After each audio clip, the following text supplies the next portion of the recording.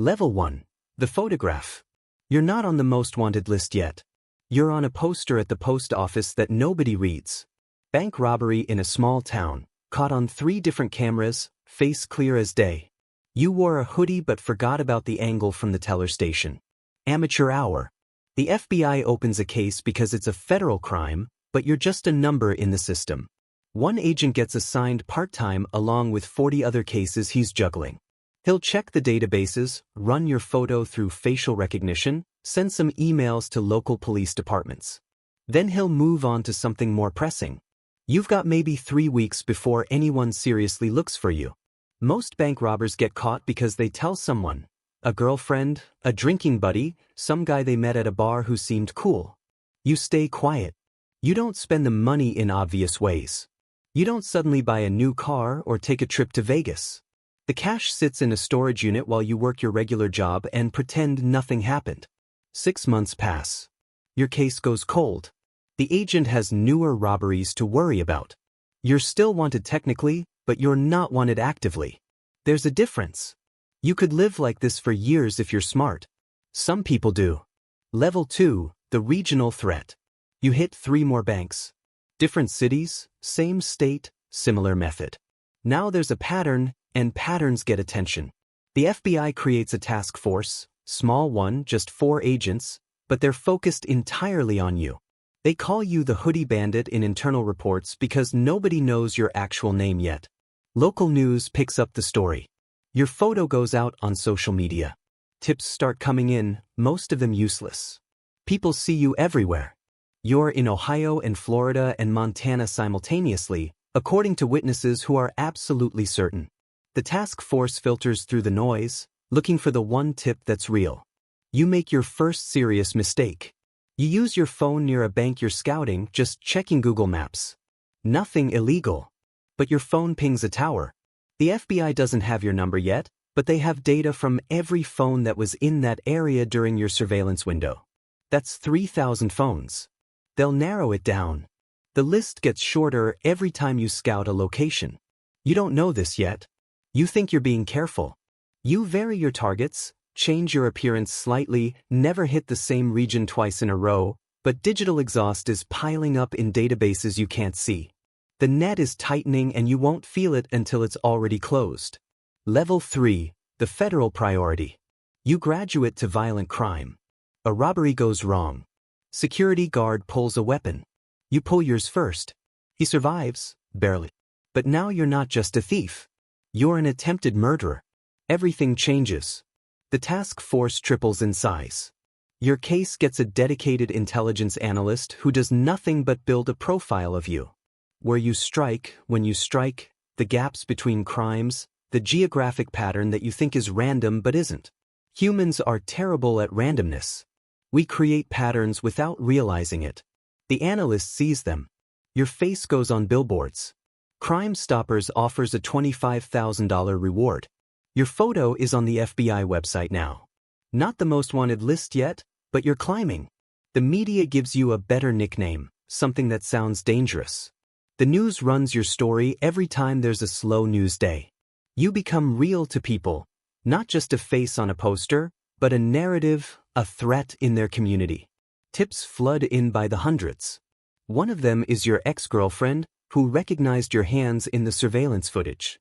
She didn't know it was you at first, but then she saw the way you hold a gun, the stance, and something clicked. The FBI is at her door within hours. Level 4, the manhunt begins. They know your name now. They know where you grew up, where you went to school, who your family is. Agents interview your parents, your siblings, your former coworkers. Everyone you've ever known gets a visit. Some of them cooperate, some of them don't. Your mother cries and says she doesn't know where you are, which is true. Your brother says nothing and closes the door. The FBI freezes your bank accounts. They monitor your email, your social media, every digital footprint you've left behind. They track down your known associates and put surveillance on them, hoping you'll make contact. You've been smart enough not to so far, but isolation is its own kind of prison. You're sleeping in motels, paying cash, using fake names that won't hold up under real scrutiny but work fine for a clerk who doesn't care. You're in Missouri or maybe Arkansas, somewhere in the middle of the country where you can disappear into small towns that don't ask questions. You grow a beard, lose weight from the stress, start to look different from your photos, which helps. But you're running out of money, and that means you'll need to hit another bank soon. The preparation takes 2 days. You scout a target in a town so small it doesn't have a traffic light. Population 800, 1 bank, 2 employees, the kind of place where everyone knows everyone, which makes you visible but also makes the FBI presence unlikely. They're focused on cities. You're betting on that. The robbery takes 4 minutes. You walk in at opening, mask on, gun out. The teller is 60 years old and shaking so hard she can barely open the drawer. You take $12,000. Not enough to run forever, but enough to buy time. You're back in your car before anyone thinks to call the police. 3 counties away before the local sheriff even gets the description. But something went wrong. The bank had a new security system installed last month. Facial recognition that captured your eyes, your gait, the specific way you moved through the door. The footage uploads automatically to a federal database. The match comes back in 17 minutes. The task force knows where you are. Not exactly, but close enough. Within a 100-mile radius, they mobilize everything. Helicopters, roadblocks, local police departments coordinating across state lines. Your phone, the burner you thought was safe, pings a tower outside the town. They triangulate your direction. The radius shrinks to 50 miles, then 20. You don't know any of this is happening. You're driving the speed limit on back roads, thinking you got away clean, thinking you bought yourself another month. The first roadblock appears on Highway 63. You see the lights a quarter mile ahead and turn off before they spot you. Your heart rate spikes. That wasn't random. They're looking for you specifically. The net is closing. You ditch the car in a grocery store parking lot and walk into the woods. It's January. Temperature in the 20s. You're wearing a jacket meant for autumn, not winter. You have the $12,000 in a backpack, a handgun, a bottle of water. No plan beyond getting distance between yourself and the road. The woods are dense, oak and pine. The ground is frozen. You move fast at first, then realize speed doesn't matter if you don't know where you're going. You slow down. The next town is 15 miles north. You could make that by nightfall if you push. Find a motel. Figure out the next move. But your feet are already going numb. Level 5. The Fugitive. You survive 3 days in the woods. Temperatures drop to single digits at night. You build fires that you extinguish before dawn, terrified the smoke will give you away. You ration the granola bars you bought at a gas station, eating half of one per day. The water bottle freezes. You melt snow in your hands and drink it, knowing it's dropping your core temperature but having no choice. On the 3rd night, you see lights through the trees. A farmhouse, isolated. 1 vehicle in the driveway. You watch for an hour. No movement. No signs of life beyond a light in the kitchen. You need warmth. Need food. Need to get out of the cold before hypothermia finishes what the FBI started. You break in through a basement window. The house is empty, not abandoned, but the owners are gone. Vacation maybe. You find canned food in the pantry, blankets in a closet. You stay for 2 days, rationing everything, keeping the lights off, trying to become invisible. On the 2nd day, a neighbor drives by slowly, too slowly, looking at the house like something's wrong. You leave immediately, back into the woods, back into the cold. The task force finds your fire pits, tracks in the snow that you tried to cover but couldn't eliminate completely.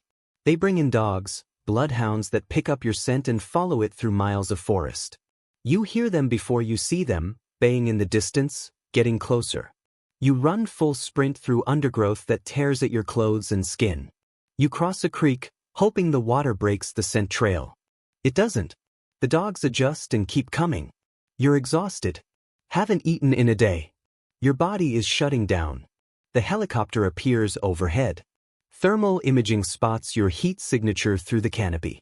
They vector ground units to your location. You have maybe 10 minutes. You find a ravine and slide down, injuring your ankle on the descent. The pain is immediate and absolute. You can't run anymore. Can barely walk. The dogs arrive first, then the handlers, then tactical units with rifles trained on you from positions you can't see. Someone yells commands you can't process through the adrenaline and fear and cold. You raise your hands. The gun is still in your waistband, but you don't reach for it. Some part of you knows that reaching means dying.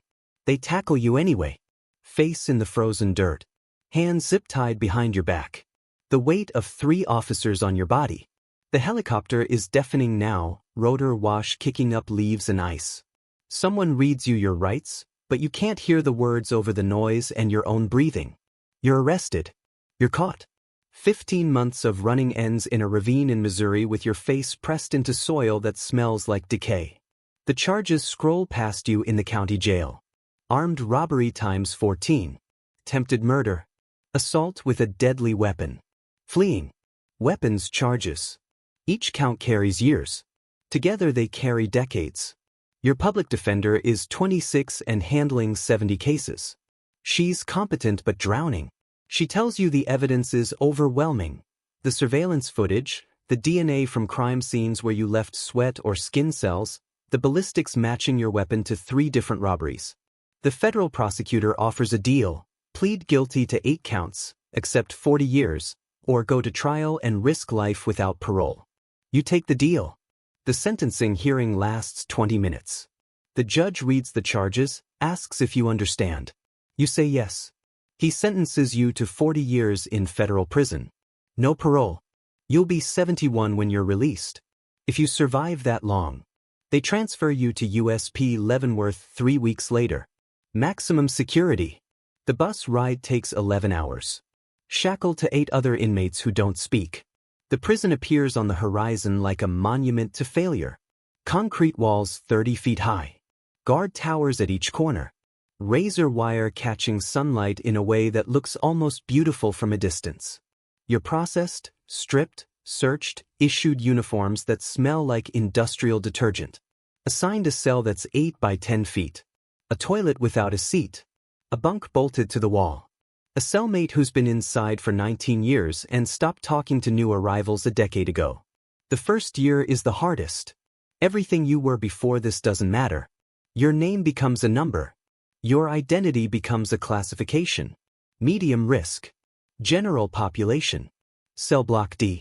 You learn the rhythms. Count time at 5 a.m. breakfast at 6. Work detail at 7. The days blend together. Weeks become months become years. You stop counting after the first 18 months. It doesn't help to count. Some inmates find religion. Some find education. Some find violence.